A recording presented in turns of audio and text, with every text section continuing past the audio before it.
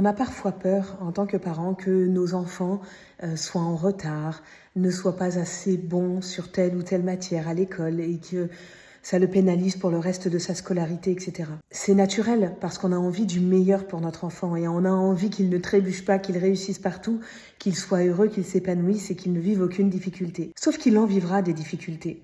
Et il y en aura des domaines dans lesquels il aura du mal, il aura peut-être des mauvaises notes, il sera moins bon que les autres.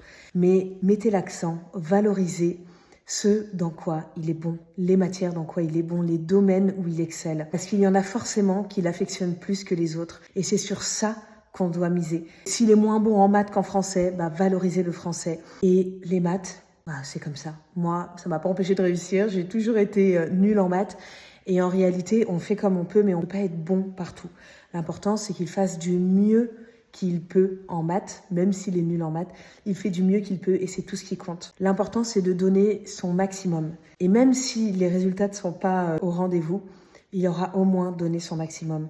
Valorisez l'effort qu'il aura fourni pour donner son maximum. Et que c'est pas le résultat qui définit les encouragements et le sourire que vous allez lui faire à la fin. Quand il vous ramènera un 8 sur 20, ce sera pas grave. L'important, ce sera qu'il a fait son maximum pour obtenir ce 8 sur 20. Et mettez l'accent sur le français ou sur la matière qu'il aime. Et à la maison, c'est vrai que l'école abîme parfois la confiance en soi, l'estime de soi de nos enfants. Donc, à la maison, on doit absolument contrebalancer ça en valorisant nos enfants et en renforçant l'image qu'ils ont d'eux-mêmes. Si ça vous parle, partagez ça avec d'autres parents, vos amis autour de vous qui ont besoin de ces conseils.